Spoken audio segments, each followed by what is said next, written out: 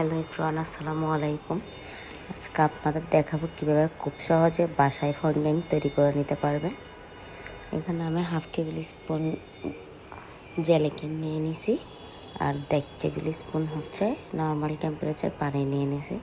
এখন ভালো করে মিক্স করে নেব। ভালো করে মিক্স করে নেওয়ার পর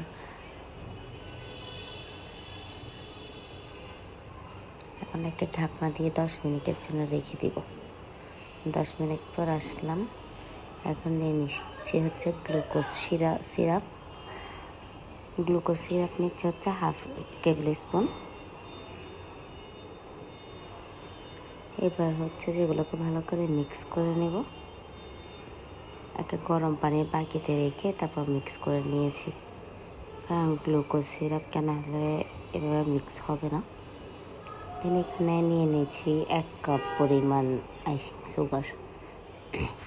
এবার দিয়ে দিব হচ্ছে সিএমসি পাউডার। সিএমসি পাউডার হচ্ছে 1/4 চা চামচ।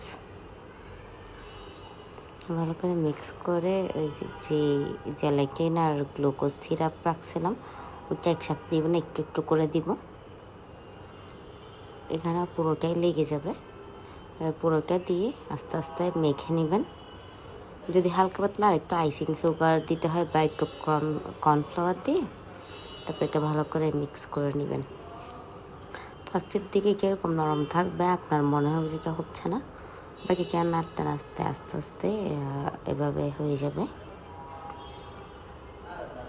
দেখছেন আগে থেকে অনেকটা শক্ত হয়ে আসছে।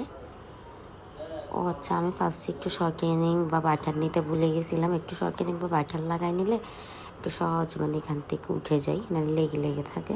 আমরা এখানে শর্টেনিংটা নিয়েছি, আপনাদের যদি শর্টেনিং না থাকে বাটার নিতে পারবেন।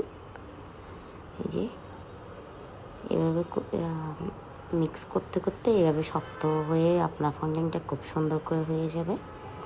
এখানে আমার 1 কাপ আইসিং সুগারের পর আমি হালকা একটু দিয়েছিলাম। আপনাদেরকে দেখাচ্ছে 1 কাপ আইসিং সুগার দিয়ে কতটুকু পরিমাণ ফন্ডিং হচ্ছে, 170 গ্রাম।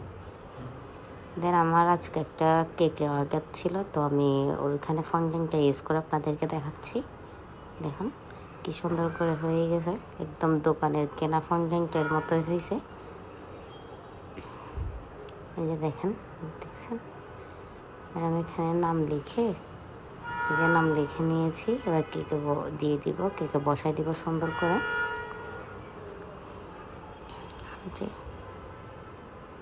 কেউ যদি কোনো কিছু না বুঝেন কমেন্টে জানাবেন, আমি অবশ্যই